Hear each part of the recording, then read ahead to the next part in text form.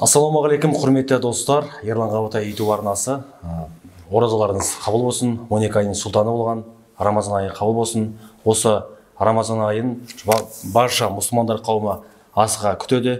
Енді бүгін бізде қонақта Халифа Алтай мешітінің бас имамы Ермек Мұқатай ағамыз. Ереке, қош келдіңіз. Енді осыдан ала қалса біз бір жыл бұрын сізбен сұхбатқа шыққан екенбіз.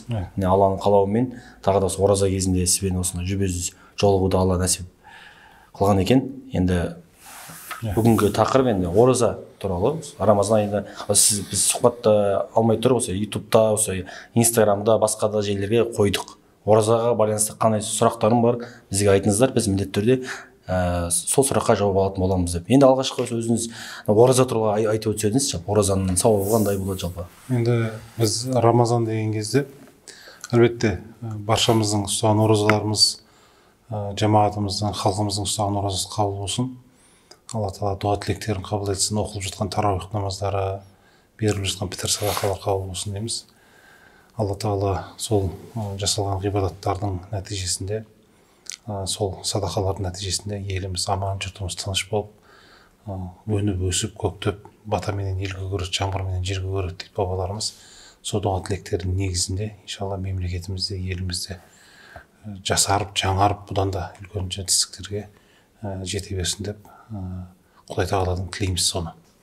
Әлбетте ораза бұл бір парыз, міндет құлшылық. Алла Тағала Құранда Аллаға иман еткендер, ораза сендерден бұрынғыларға парыз болған сияқты сендерге де парыз болды деп Алла Тағала Құранда бұйырады. Ал енді негізінде осы оразаның ішіндегі бұл ерекшелігі, бұл Рамазан айы. Рамазан айында ораза ұстаймыз. Рамазанның ең үлкен ерекшелігі бұл тек ораза ғана емес, негізгі Рамазанның ерекшелігі бұл Құранның түсірілуі. Алла Тағала Құранда Бақара сүресіне бұйырады. Астағфирулла билля бисмилля. Шахру Рамазан аллази унзила фихи аль-Qur'ан худан лин-нас ва баййинат минал худа вал фурқан дейді. Яғни Рамазан айы ол сондай бір ай. Ол айда адам баласын тура жолға бастайтын, адам баласын ақ пенен қараны ажыратып беретін, жол көрсетіп беретін Құран осы айда түсірілді. Яғни бәрімізге белгілі Қадір кешесінде Құранның ең алғашқы аяттары пайғамбарымызға түсе бастаған. Алақ сүресінің алғашқы 5 аят түскен деген сияқты. Содан Рамазанның ең негізгі қадір қасиеті, оның жаңағыдай маңыздылығы бұл жерде Құран айы болып саналады. Әлбетте сол айда біз ораза ұстаймыз. Аллаға бір шүкірлік, Аллаға бір, я Алла, сен бізге тура жолды көрсететін пайғамбар жібердің. Ол пайғамбар арқылы бізге Құран жібердің. Бізді өзіңді тануға мүмкіндік жасадың, я Алла. Бізді мұсылман қылдың, бізді адастырмадың, бізді тура жолмен жүргіздің. Бізге рызық берекет бердің.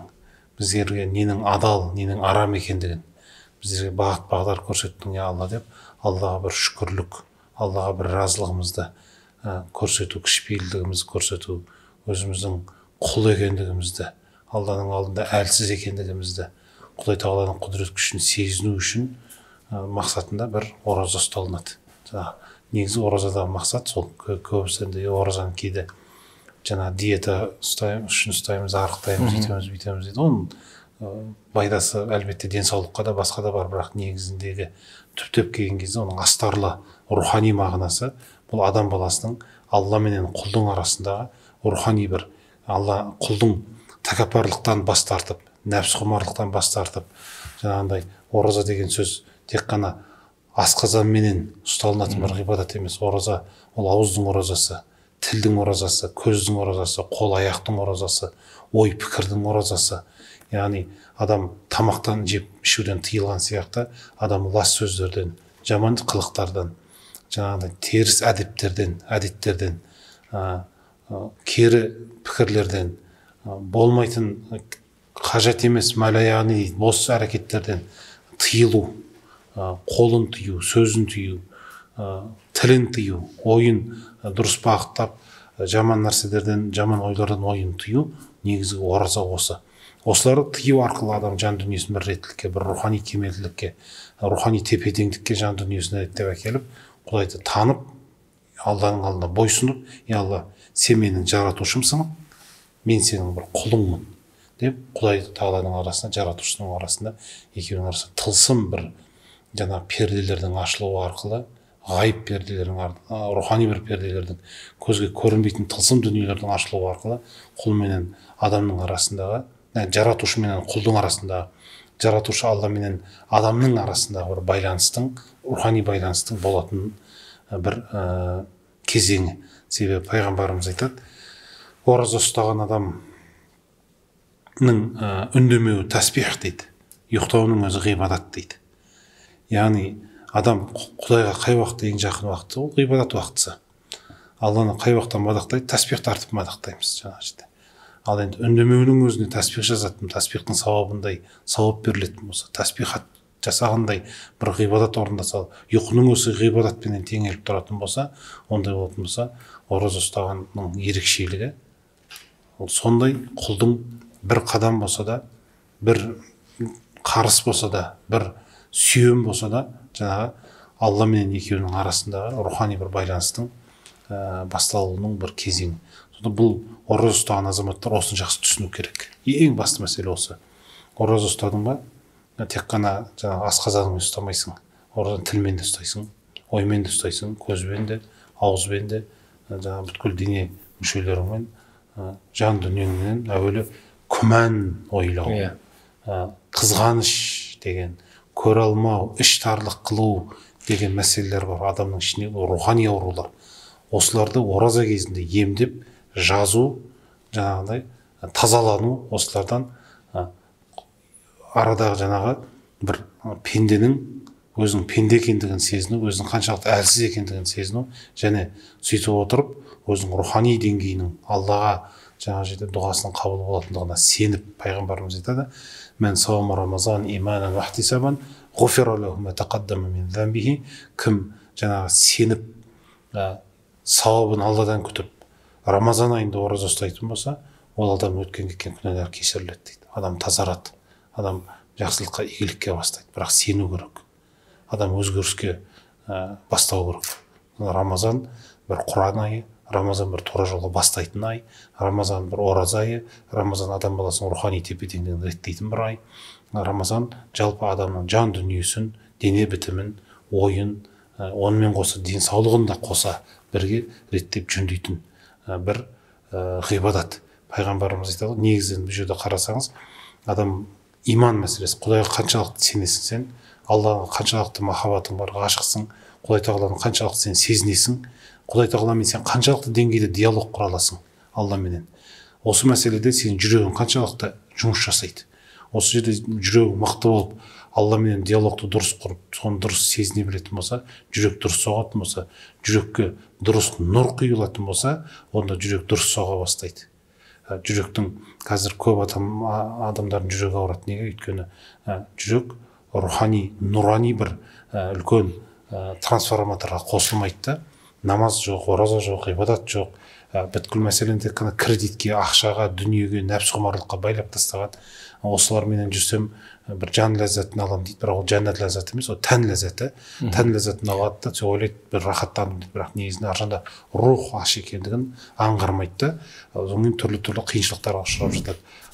Әгер жан азығын толтырып, жүректі реттеп, жүрекке нұрдың құйылуына себепкер болатын болса, жүрек дұрыс соғады. Жүрек дұрыс соққан кезде адамның дене мүшесі дұрыс жұмыс жасайды, ол тазарады, ойлау қабілеті дұрысталады адамның, еске түсіру қабілеті дұрысталады.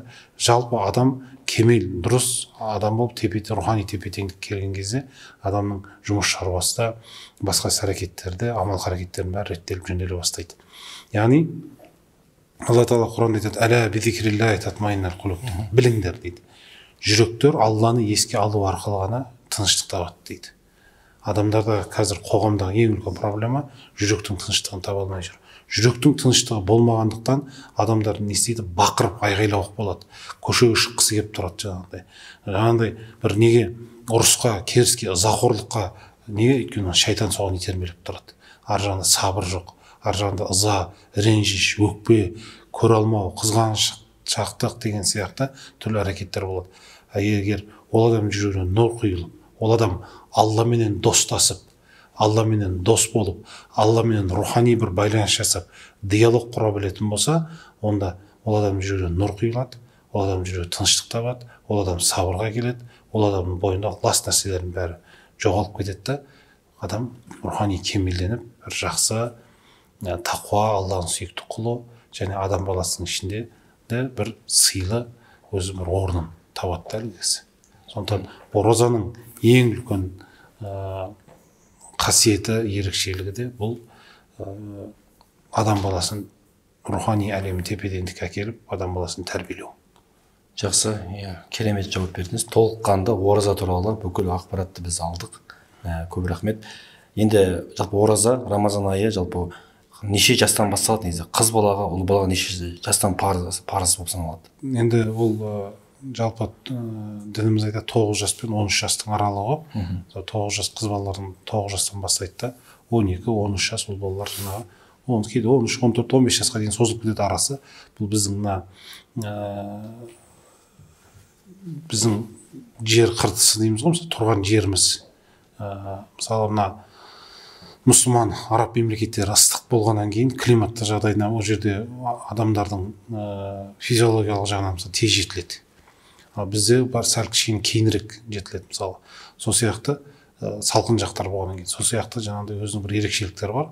Осы ерекшеліктерге 9 жас пен 12, 13 жас, 15 жастың аралығында ақырындап ұстап бастауына рұқсат етіледі. Бірақ оразаны әлбетте ол ақылды адам және ол мұсылман болу міндетті. Өйткені ақылды болуының себебі ол жаңа не үшін ғибадат қылады, ораза не істеп жатыр, не үшін ұстайды, оның сауабы не үшін, оның нәтижесі не болады, оның кім бұйырды, ұстасам қандай жақсылық табамын деген сияқты мақсатта біліп сезіну керек.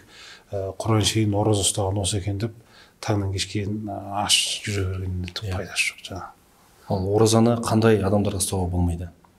Ол енді әлбетте оразаны денсаулығы жаңағындай дәрігерлер арқылы денсаулығына бір ақауы бар адамдар, дәрігерлер соны анықтап сізге ораза ұстауға болмайды десе, сөздің енді қысқасын төтесін айтатын болсақ, сол кісілер ораза ұстау жаңа қиын болатын болса, онда ол кісі сол оразасының орнына ұстамаған оразасына күніне жаңа пидиясын береді. Бір адамды тамақтандыруы бар, болмаса соған бір адам тоятындай биылғы жылы 2,5 мың теңге ғой, ертелі кеш сол адам тамақтандыратын қаражат 2,5 мың теңгесін береді. Неше күн ораза ұстай алмайды. Ол мүлдем ораза ұстай алмайтын адамдар үшін айтылған нәрсе. Мүлдем жаңағы денсаулығы келмейді, өмір бойы бір жаңағы асқазанында бір ақау бар адамдар болды, солар үшін айтылатын нәрсе. Ал енді егер белгілі бір уақыт ауырып одан кейін қайтадан тәуір болатын болса, ол әлбетте кейін жаңағы қазасын өтеп жатады оразаның ұстамаған күндерінің. Қаза деп қалдыңыз, соны ораза ұстаған адам былтырғы дейміз ғой, кейінгі бір жылғы қарызды осы оразада өтеп бірге ұстауға бола ма дейді осылай? Жоқ, оның қазасы бөлек. Бөлек, оның қазасы бөлек, оны осы биылғы оразаға дейін негізі мүмкіндік болатын болса бітіріп тастаған дұрыс. Әйтпесе осы Рамазан айы біткеннен кейін сол ниетпенен сол иншалла ұстаған жақсы болады. Енді ораза айында, Рамазан айында алыс жолға шыққан кезде, ораза ұстаған адам алыс жолға шыққан кезде кейбір адамдар оразасын уақытша ашады, бұзады яғни. Ал негізінде мен ораза... Ол енді Алла Тағала Құранда айтады, егер сендер сапарға шығатын болсаңдар, жолда жаңа қиналатын болсаңдар деген сияқты, сапарға шыққан кезде өзінің белгілі жаңа шекарасы бар, аумағы бар, 80-90 шақырым қаладан шекарасынан шығып кеткеннен кейін ол адамдарға ораза ұстамай қойса болады. Баратын жеріне жаңа сапар алыс жол жүретін болса.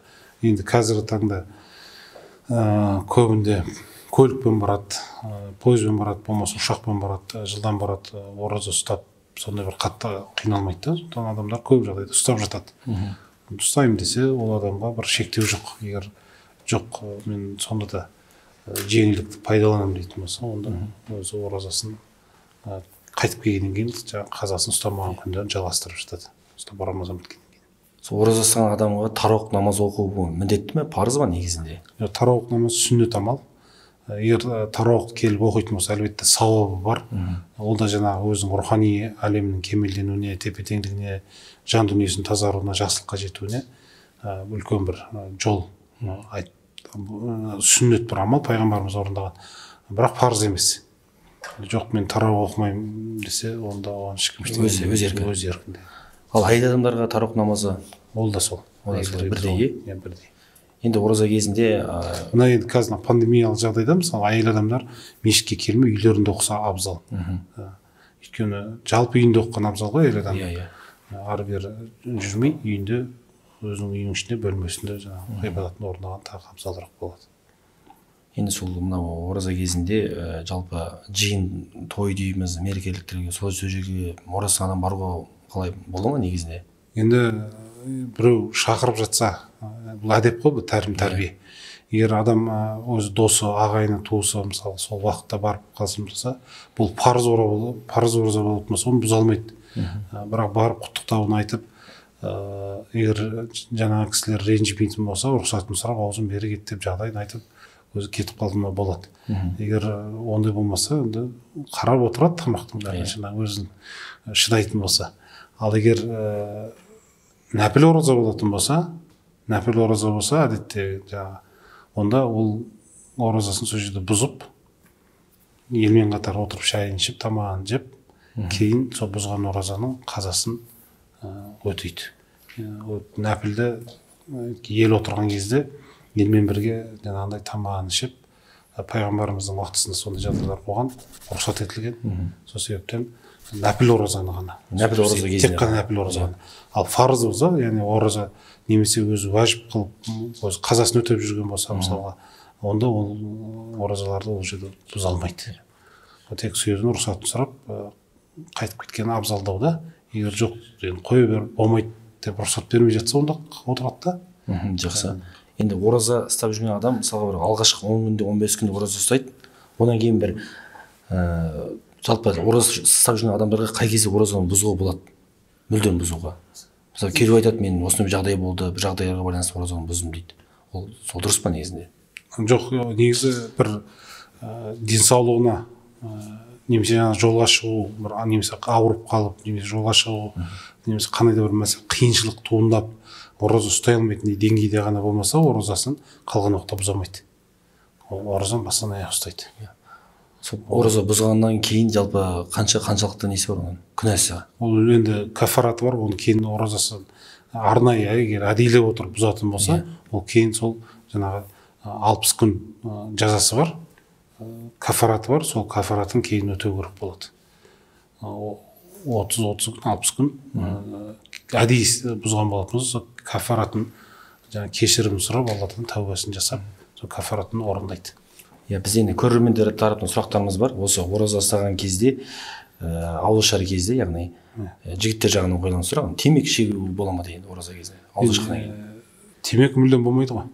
Егер қазір біз ауыз ашқаннан кейін темекі шегу болады десек, темекі рұқсат берген боламыз да, темекі мүлдем болмайды. Қалай болғанда да болмайды темекі. Былай да ораза мүлдем өмірде де болмайтын нәрсе, денсаулығының өзі несі ғой жаңағы. Бірақ шегіп жүрген адам болса, мысалға, ауыз ашқаннан кейін ол шегетін адам шегіп жатады. Бірақ негізі болмайды. Болды. Ол темекі болмайды. Арақ сияқты арақ болмайды ғой. Арақ та болмайды, темекі шегу де болмайды. Бітті оның жауабы бір уақыт. Ол қай уақытта да болмайды. Ораза ашып болғаннан кейін де болмайды. Ораза ұстаған кезде де болмайды. Ораза ұстамаған күнде де болмайды. Жалпы болмайды темекі шегу. Егер әке қазір біз тұрып қой, одан ауыз ашқаннан кейін темекісін шеге беруге болады десек, онда бәрі ой, имам айтты темекі шегуге болады екен деп, ол үлкен әңгіме болады. Енді қазіргі ораза дейміз, ораза кезінде енді көп бізде көрермендерден сұрақ қойылған, ауыз ашқан кезде сумен ашқан дұрыс па, әлде құрмамен ашқан дұрыс па дейді. Қайсысы дұрыс дейді негізінде? Енді бар адалды жаңағы бұны бір шарттау дұрыс емес та. Әлбетте пайғамбарымыз құрмамен де ашқан, сумен де ашқан. Қайсысын ыңғайы кеп тұр сол жерде, сонымен ашса болады. Әйтпесе кейде құрма жоқ келетін болса, құрма жоқ болатын болса, құрма іздеп кетеді. Ой, құрмамен ашу керек екен деп жаңағы шарттап кетеді. Қайсысы бар, сонымен ашу. Сол бұйырған адал ас болса, сонымен сол жерде аша береді. Әлбетте көп жағдайда сумен ашады ғой. Су жеңіл болғаннан кейін. Ал жалпыламаға келген кезде өйтіп шарттап міндетті түрде сен осымен, бірақ абзалы әлбетте құрма, пайғамбарымыз құрмамен ашқан сүннет, сумен ашқан сүннет деп. Енді бізде мынау пітір садақа деп жатыр, пітір садақа, соны мешітке берген дұрыс па дейді, әлде мешітке бермей біз мынау жағдайы жоқ адамға өзім барып көмектескенім дұрыс па дейді, сол абзал ма дейді. Мысалы ақша 420 теңге бекітілді ғой. Иә. Соны үйден 5 адамның ақшасын санап көшедегі кез келген болмаса бір жағдайы адам жоқ адамға барып осылай ақшаны есептеп соған бір азық түлік алып беруге деген секілді мысалға. Ол әлбетте ол өз еркі ғой. Біз мынаны дұрыс түсіну керек. Қазір қоғамда осы мәселе ораза басталған кезде түрлі жаңа бүлікті де шығарады, фитнаны да шығарады. Жаңағы діни басқармамызға тіл тигізеді, бас мүфтиге тіл тигізеді, имамдарымызға тіл тигізеді. Бұл бір жауыр болған немесе қотыр әңгіме да бұл. Соны істеп жүрген азаматтарға да мен таңғаламын. Өзі ақыл парасаттары қандай, мәдениеттер қаншалық деңгейде білмеймін. Бірақ соны істеп жүрген адам өзі ойлану керек та, бірақ мен не істеп жүрмін, қалай деп. Бірақ мына пітірді сол жағдай жоқ, жетім мен жесір деген сияқты, болмаса үй жағдайы жоқ, қиналып жүрген адамдарға мысалы түбінде беріледі. Мешіттің функциясы не бұл жерде? Мешіттің функциясы бұрыннан о баста бұл тек бір орталықтандырып, жинап, ретке келтіріп, соны қайтадан сол кісілерге жеткізіп әкеліп беру. Жоқ, мен мешіт арқылы бермеймін, мен өзім білем, қайда апарып беремін дейтін болса, оған ешкім ештеңе демейді. Өзі біледі қайда апарып беремін десе. Бермеймін десе де өзі біледі. Құдайдың алдына барғанда өзі жауап береді. Бірақ берем десе, барсын, көрсін, жағдай жоқ адамдарды, мұқтаж жандар болады ғой, мысалы. Соларға барып, соларды тауып, соларға апарып тапсап, өзі еркімен апарып беруіне де болады да. Міндетті түрде мешітке жаңа әкелу шарт емес. Ал бұны жоқ, қайткен күнде де мешіт арқылы әкелесін деп бір ешкім діни басқарма да оны. Онда бір қағида жоқ. Онда бір қағида жоқ. Мешіттің жаңа жұмысы қазір мысалы былтырдан бері Наурызбай қажы тағаны бас мүфти болып сайланғалы бері мысалы көптеген жаңалықтар енгізіп жатыр да қазір. Соның бірі бұл мешіттегі қаржылардың ашықтығы. Соның біреуі бұл онлайн садақалар. Пандемия уақытысында мешітке келе алмайтын азаматтар мысалға жаңағыдай не арқылы ұялы телефонда қосымшалар арқылы төлеулеріне болады. Бұның барлығы есебі бар, бір жүйесі бар. Одан кейін ол қаражаттардың бәрі мешіттің есеп шотына түседі, оны бақылайды. Оның бәрі орталықтандырылған қазір. Одан кейін барып сол жерден түскен ақша қайда жұмсалды, оның бәрі белгілі. Кімге апарып беретіні белгілі. Соны апарып не істейді? Сол мұқтаж жандарға қайта алып барады. Сол қаншама қазір қайырымдылықтар істеліп жатыр, өз көздерін ашып, егер көңілі ояу, жүрек көзі ашық азамат оны көреді. Қай жерге барса да көреді. Қаншама мысалы қарапайым діни басқарма жүрек жылуды акциясы мысалы қаншама ИВЛ аппараттар алып келді былтыр. Бұрындық болды. Бас мүфти айтты Наурызбай қажы тағанұлы, біз осыған үлес қосайық деді. Әдеп әкелген кездің өзінде мысалы бір әкелгеннің өзінде 100 ИВЛ аппараттар әкелді. Мысалы сол сияқты Қазақстан мұсылмандар діни басқармасының жаңа зекет және қайырымдылық қоры бар. Бұл қор кәдімгі толыққанды бүткіл күшімен жұмыс істеп жатыр қазір.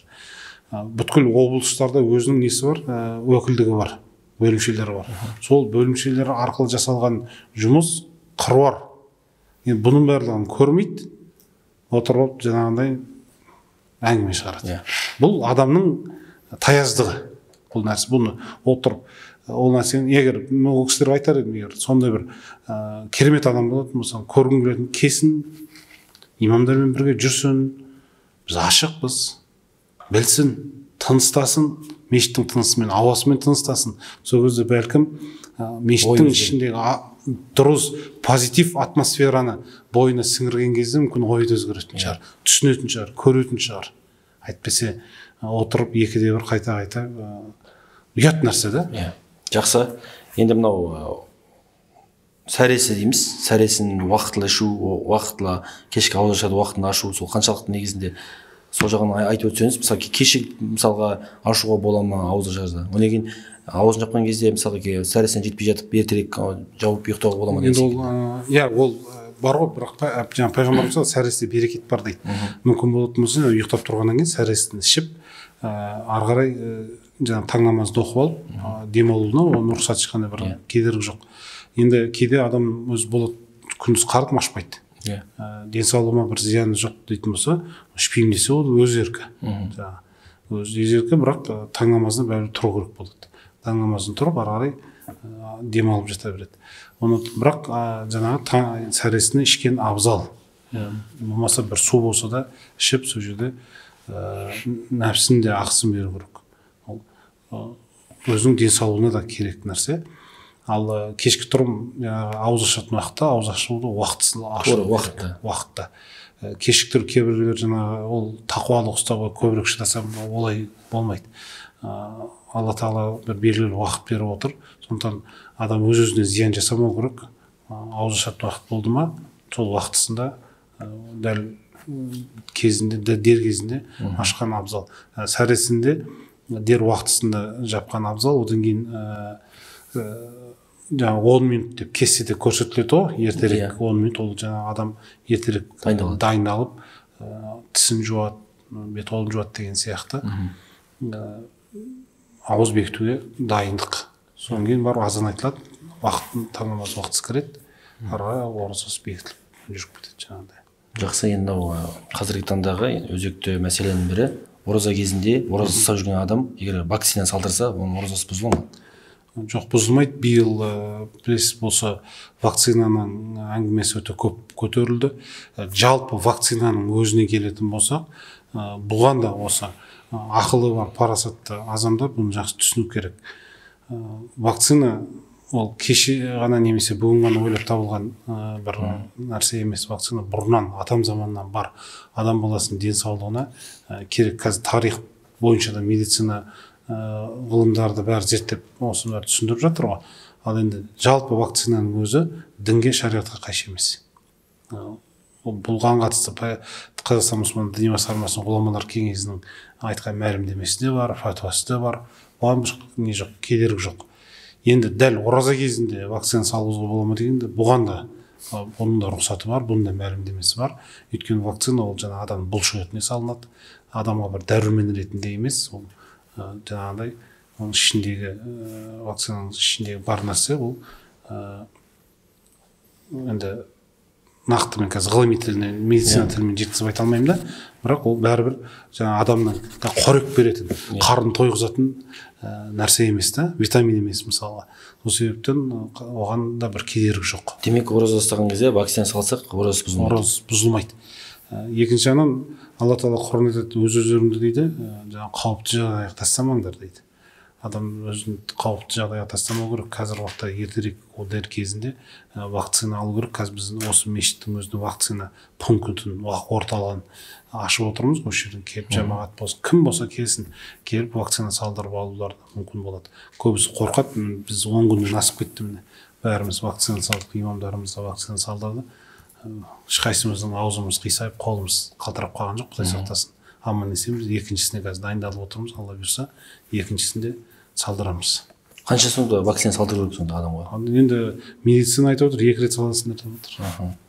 Жақсы. Медицинамызға, өзіміздің ғылымымызға сенеміз. Өйткені Алла тағала ағаш бесіктен жер бесікке дейін білімді өтіп парыз қылды. Әрбір мұсылманға білімді парыз қылды, еркек әйелге парыз қылды. Құран оқы деді, ең алғашқы аяты. Иқра деді, оқы деді. Оқуменен болатын нәрсе, білімменен, білім барлық нәрсені жеңеді. Ал енді аннан-мұннан ұрлап алып бір нәрселерді надандықменен елдің арасында іріткі тудыру, алауыздық туындату, бүлік туындату, бұл үлкен күнә. Пайғамбар Құранда Алла тағала айтады, әл-фитнату акбару минал қатл. Фитна адам өлтіруден де жаман дейді. Адам өлтірсе жарайды. Бір адамды өлтірді, 2 адамды өлтірді ол жерде. Мысалы, оның күнәсі бар әлбетте. Бірақ ал не қылатын болса, жаңағы фитна бүлік шығаратын болса, ол бір мемлекетті тұтастай үлкен қиыншылыққа әкеліп соғады. Сондықтан қазір әлеуметтік үлкен соғыс жүріп жатыр әлеуметтік желіде. Бұл идея, пікір соғысы, ой соғысы. Ал енді осының бәріне біздің көп азаматтарымыз соған көріп қалады, солай болып қалды ма деп күмәнданып жүректеріне күмән түсіп кетеді. Ол жаңағыдай артынан кейін тартыншақтайды көп дүниеге. Ойланып қалады деген сияқты күмәнға түседі. Осы нәрселерден қашу керек. Пайғамбарымыз айтады, лайса занна фа инна занна акзабул хадис дейді. Күмәнданбаңдар дейді. Күмәндану сөздердің ең жалғаны дейді. Сөздердің ең жалғаны дейді.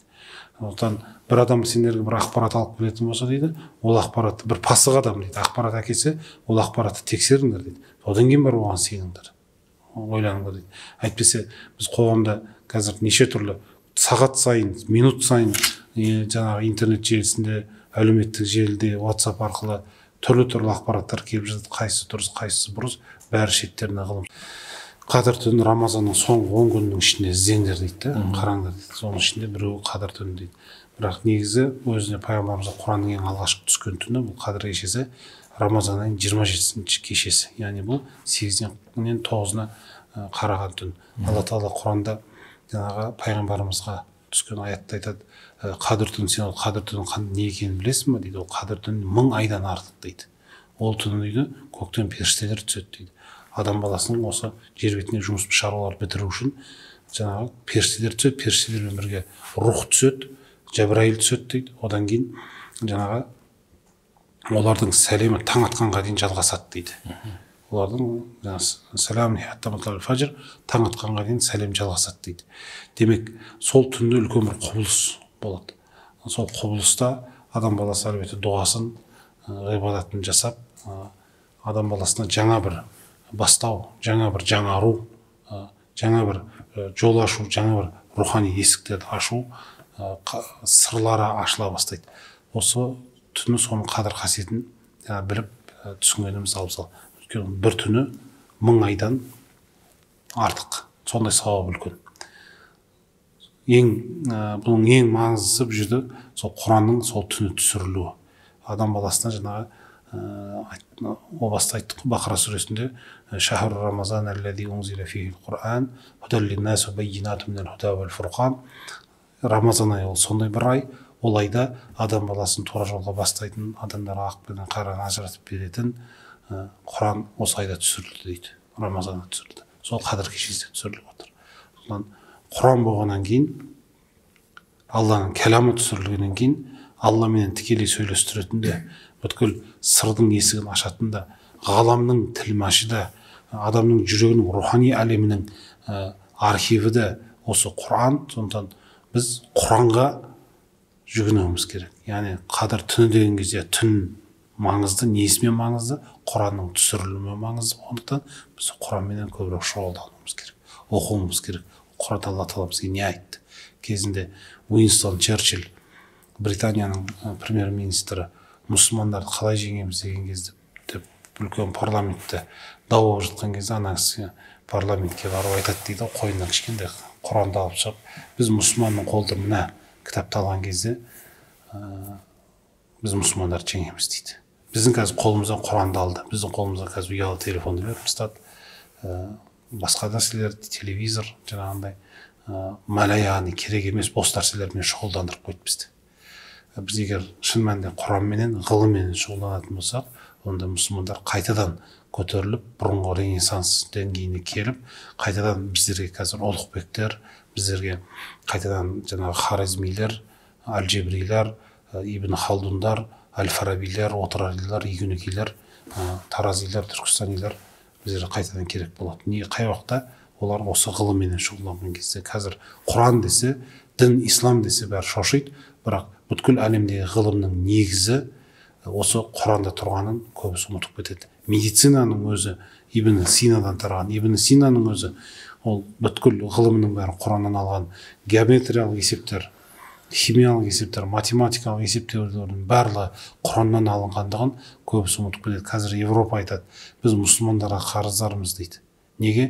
Өйткені біз мұсылмандардан үйрендік, бүгінгі таңдағы бүткіл ең озық технологиялардың барлығын біз мұсылмандардан алдық дейді. Ол қайдан алдық? Құраннан алды. Мұсылмандар сол Құранға қарап отырып, барлық мәселені жазды. Пайғамбарымыздың сахабасы, халифасы Хазіреті Омар радиаллаху анху айтады, мен дейді, түйемнің бұйдасын жоғалтып алсам, Құранның ішінен табамын дейді. Құранның ішіне Алла тағала айтады, Құранда сендердің бұрынғылардың және сендердің кейінгілердің ақпараты бар дейді. Демек, Құранмен шұғылданған кезде, Құранның ішінде ғылымын зерттеген кезде Хазіреті Али айтады, пайғамбарымыздың күйеу баласы 4-ші халифа, бүткіл Құранның мағынасы басынан тұрған Бисмиллахир-рахманир-рахимнің ішінде дейді. Фатиха сүресінің ішінде дейді. Барлық Фатиха сүресінің мағынасы басынан тұрған Бисмиллахир-рахманир-рахимнің ішінде. Ал Бисмиллахир-рахманир-рахимнің мағынасы дейді басына тұрған би әрпінің ішінде дейді. Мен бүткіл Құранды би әрпін нүктесінің ішіне дейді. Мен бүткіл Құранды сол нүктенің ішінен көремін дейді. Сонда пайғамбарымыз айтқан, мен ғылымның бір қаласымын, ғылымның қаласымын, ол қаланың қақпасы Хазіреті Али дейді. Сондықтан біз Құранды түсініп, бір нүктесінен оқынатын әрбір нүктесі ғылым, сыр, құпия, оны шешу үшін Құранмен көбірек шұғылдану керек. Сондықтан қадір кешесі деген кезде, қадір кешесі дұрыс, намаз оқимыз, ғибадат қыламыз, дұғамыз қабыл болады. Барлығы сұрайтыны не? Алла маған ақша бер, кредитім жабылсын, денсаулық бер, бала шағам жақсы болсын, бай қуатты болсын сұраймыз. Дұрыс. Керек. Міндетті түрде керек. Онымен қоса, сол Құранның, сол қадір кешесінің негізгі қадір кешесі болуының себебі де бұл Құранның түсірілуі сол түні адамзатқа тура жолды бастайтын Құран. Құранмен көбірек шұғылдануымыз керек. Оқу керек. Құранмен екі ортада адамның арасында кедергілерді, барьерлерді алып тастауымыз керек. Керек емес нәрселерді алып тастау арқылы Құранмен көбірек отырып, оқып, оны түсінуге тырысатын болса, Алла Тағала ар жағындағы сырларын, ақиқаттарын ашты. Әлбетте оның барлығының ережесі бар. Оны жаңағы ұстаздарымызбен, имамдарымызбен кеңесе келе түсінбеген жерлеріміз ақылдасып сұрап отыруымыз керек. Бұл Қазақстан мұсылмандар діни басқармасының имамдары арқылы болатын нәрсе. Жақсы. Енді біз бүгінгі сұхбаттың барысы ораза туралы толық біз ақпарат алдық деген ойдамыз. Сізге көп рахмет сұхбат беруге келіскеніңізге. Ораза қабыл болсын. Амин. Енді құрметті достар, бүгін бізде қонақта болған Шығыс Қазақстан облысы Өскемен қаласының Қарип Алтай мешітінің бас имамы Ермек Мұқатай. Көп рахмет, құрметті оқырмандар, құрметті көрермендер. Баршаларыңызға оразаларыңыз қабыл болсын.